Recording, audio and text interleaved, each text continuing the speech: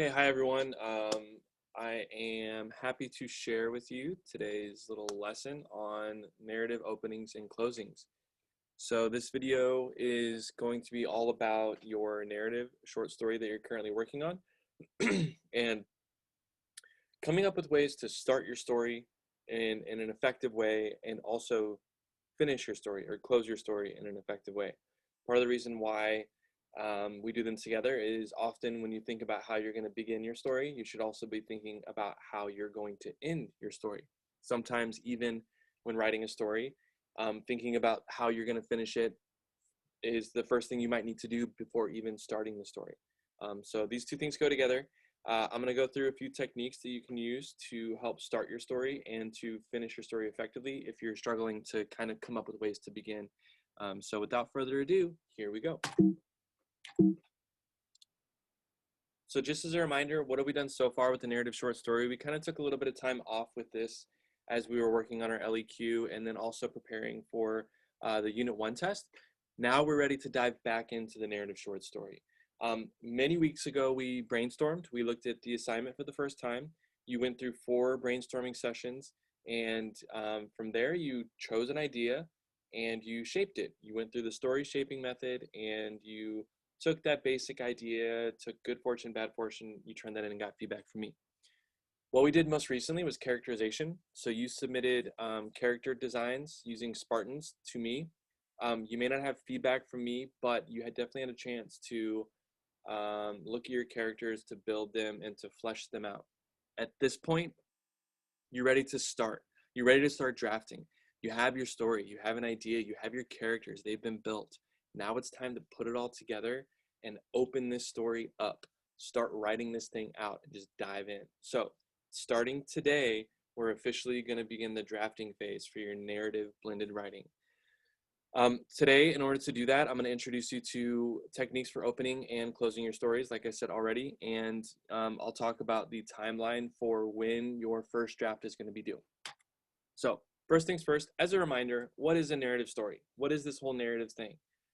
It's an important style of writing that's going to be a lot different than other writing we do this year. In fact, this is going to be the only narrative piece of writing you do all year long. So I really want you to commit to it fully. It's a chance for you to be creative. And as it's defined by Merriam-Webster, writing a narrative story is simply telling a story in detail. More in-depth definition of narrative would be a way of presenting or understanding a situation or a series of events that reflects and promotes a particular point of view or set of values. So that's a little bit more complicated definition. I like the first one. To tell a narrative means you're just telling a story. You're presenting not facts, actually, you're often presenting fiction and things that you make up. But you're presenting a series of events that ultimately, hopefully, has some kind of a theme or set of values tied to it. So, as you're thinking about telling your story, consider that basically you have a chance to tell a really awesome original story that hopefully is going to be entertaining to you in some way. In order to start your story, you have to have effective openings. You have to have effective beginnings. So I'm going to show you 4 techniques. The question you might be asking yourself is, how can I start this thing? How can I begin my story in a way not only that works and sets me up, but also captures the attention of my reader? So there are 4 techniques that I'm going to go through today, and here's what they are. The snapshot beginning, character beginning, the shocking opening, or the dialogue or scene opening. And here's how they're defined. The snapshot opening on the left here is a narrative opening that basically captures a picture, like taking a snapshot. And this is going to be sort of describing the setting, the world around you. It uses sensory details to do this. So, imagery, visual details, maybe how things smell, taste, sound around you, or even feel. The second narrative opening is going to be the character opening. This opening puts characters in focus from the opening lines. It starts by diving right into character details and describing them because your story might be so character focused that you want to immediately introduce your story to your character. The third type is shocking. This one's fun and a lot of students try this one. This is going to be a chance for you to pull the reader right into the middle of a scene, right into an active scene or even active conflict. It doesn't dilly-dally, it just gets right to it. It sets up the story by making the reader want to know exactly what's happening and leaves a lot of questions. So it's basically an introduction to your story that will be a page turner. Last would be the dialogue or scene opening. This opening is going to start with a back and forth, or at least a character speaking in dialogue. This one's pretty common. It's also, I think, the easiest way to establish multiple things. It can bring you into your setting. It can establish characters by how they talk, and it can even establish conflict from the beginning. So if you're looking at these four and you're not really sure which one sounds the most interesting, again, I think the easiest is dialogue. I think the most common choice is shocking. I think for those of you doing setting-based stories, snapshot might be the route for you to take. For those of you doing character-based stories, character might be the route for you to take. So there's a little bit of something for everyone here. I want to actually spend the next part of this presentation talking about real student examples. So I'm going to do a couple from a resource that I found of students that submitted essays that were competition winners. And then I'm going to share some writing from my students last year in AP World Studies, and then I'm actually going to share some of my own writing, so some of Mr. Smith's writing.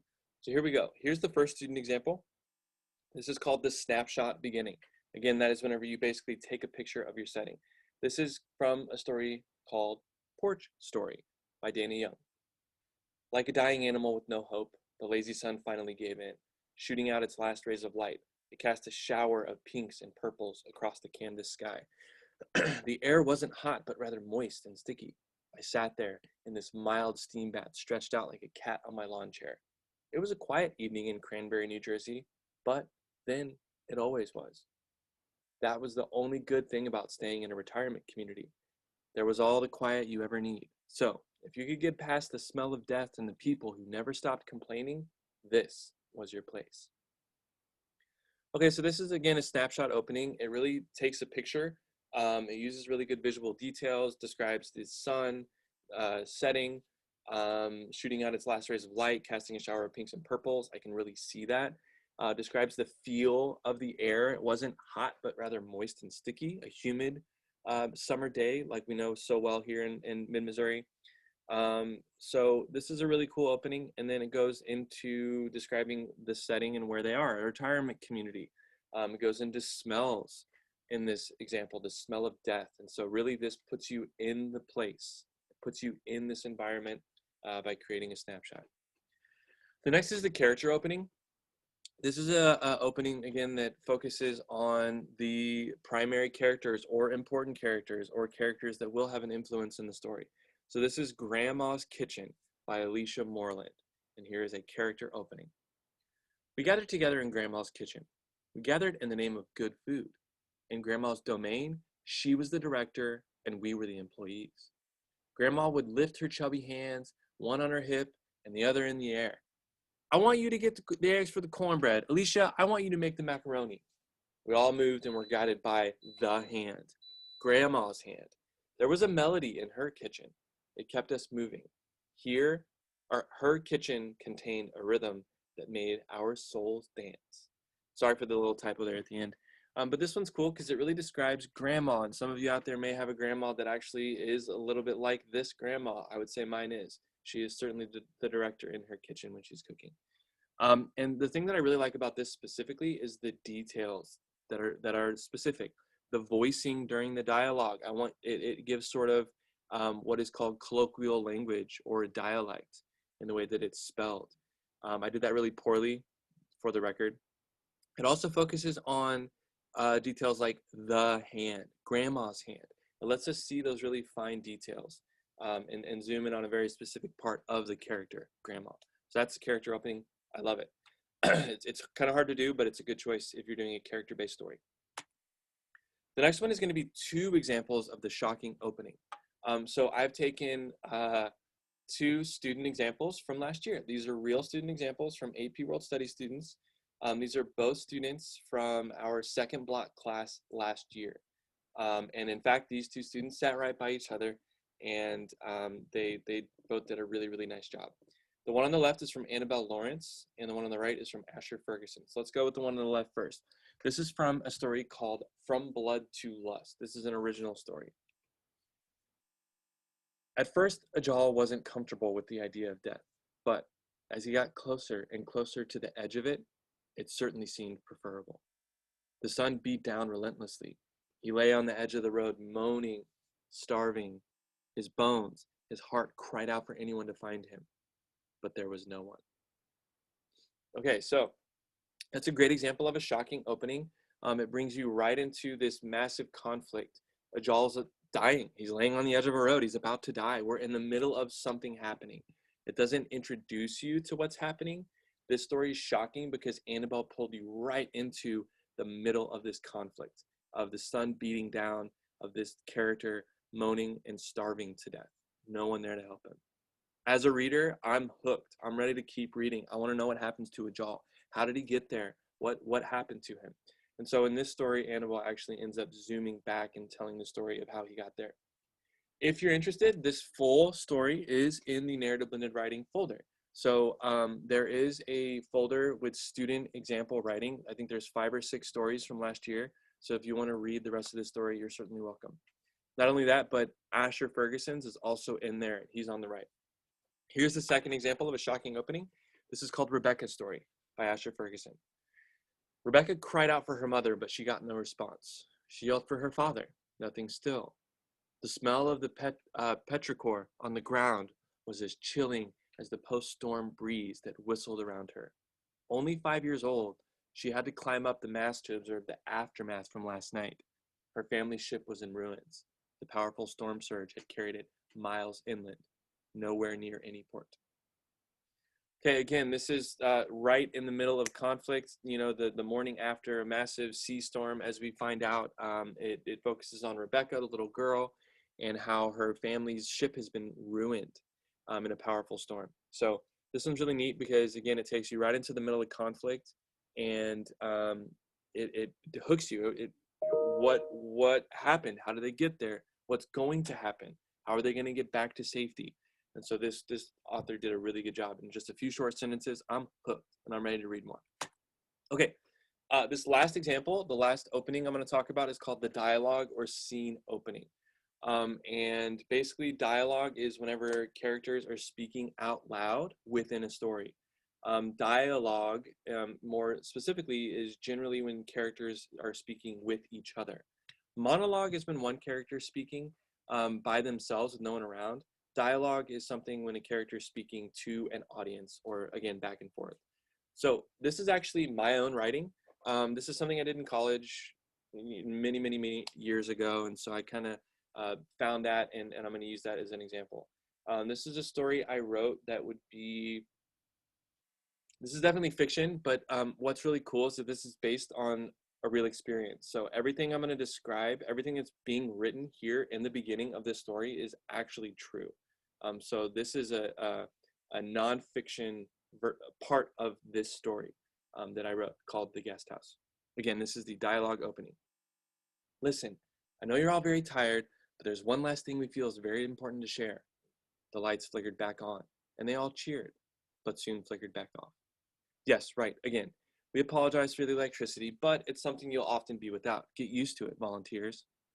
Michaela looked down and took a labored breath. The gas lantern in the middle of the room created a long shadow across her face that splashed on the wall. I thought she looked like an actor pretending to be a doctor about to tell her patient they have cancer. We aren't trying to alarm you, and I'm trying to think of the very best way to put this. Michaela took a labored breath. There have been multiple reports that a man's been attacking people who wander off the road late at night. Frantic eyes met in the dark, and a single whimpering gasp came from somewhere in the back of the room. Michaela coldly trudged on. Please, please, keep calm. It's been over 2 weeks since he was last seen. We now believe he's gone. There should be nothing to worry about. Because of this, we want you, as new volunteers, to be very mindful when you're traveling at night. Some of you come from big cities, some of you from small. You are now on a new continent, in a new city, where danger is no more or no less an issue than at home. That is all for tonight. Get some rest. Okay, so again, that is a good example of a character speaking. It establishes what's going on with conflict. In this story, I immediately bring in that there's some person attacking volunteers on a road at night. And more importantly, we get a chance to establish the character of Michaela through the way she talks and sort of the in-between dialogue things that I did where Michaela took a labored breath. Michaela looked down and took a labored breath. So she does that twice in this opening. So that is a dialogue scene opening. It's a fun way to start your story, and I think you could consider doing that if you want to just dive right in. So what do you do now? For the first part of your writing experience, I really do want you to think carefully about which of those openings works best for you, and then try it out, see if it works. Choose the opening that best fits your story idea. A character opening may not fit your story if you're focusing on setting. A shocking opening may not really make sense if your idea doesn't start in a shocking way. Maybe you need to do a little bit more setup. Maybe dialogue doesn't make sense because you don't have characters speaking until later in the story. And so really you need to think about which one makes the most sense for you. If you're having trouble starting, again, come back to this resource. I have all these student examples. If you're having trouble starting and you don't know what to do, try one out, see if it works. If it doesn't, try another one. And then again, I want you to know that in Schoology, there's a folder with student sample, student example writing with multiple full stories from students last year, okay? So that is all for the narrative opening presentation. If you have any questions about this, do not hesitate to ask. The next thing we're going to talk about is narrative closing, and this is going to be in a separate video. So whenever you're ready to have a look at this, go ahead and come back to the Schoology folder to check this out, or go to my YouTube channel and you'll find it there. Thanks.